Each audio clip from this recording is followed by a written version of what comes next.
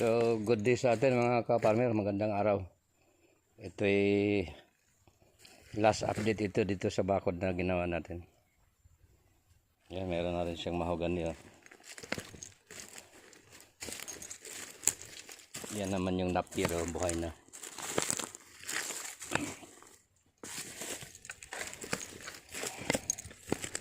So, ayan, kasi nagkaroon kasi ng space dito samantalang yung gutter ng daanan dito.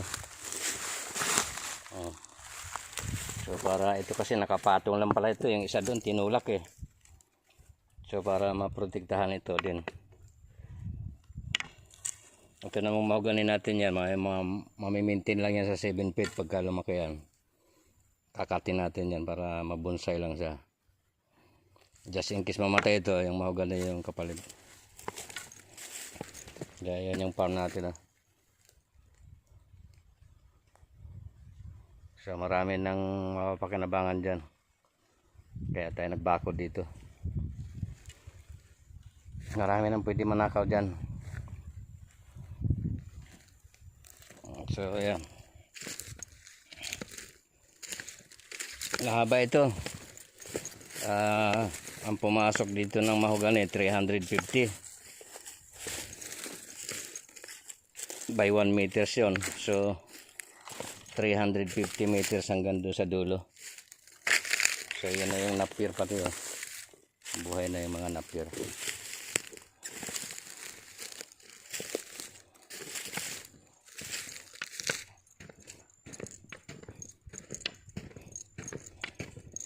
Ito naman ano to, farm to market road dito. Hindi na naman yan mag-widening dito.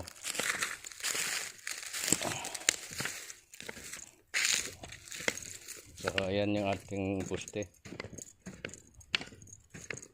2 by 2 meters yung ating poste na bayog. So tingnan natin kung mabuhay yan. Ganon din gagawin, alagaan lang yan sa trim. Yan naman yung yung napier, nabuhay na, nakalinya. So magsasarado yan dyan, wala nang makakapasok dyan sa sagingan.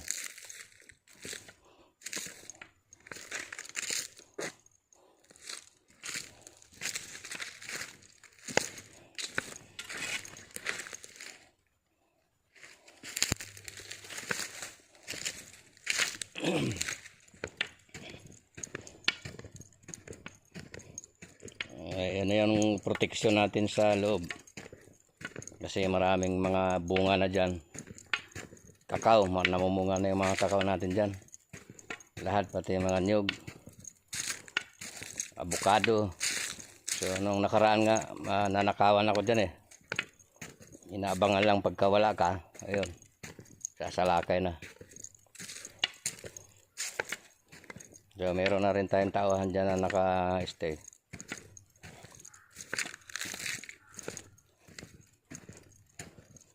Okay, mga ka-farmer, maraming salamat sa atin. God bless muli sa atin lahat.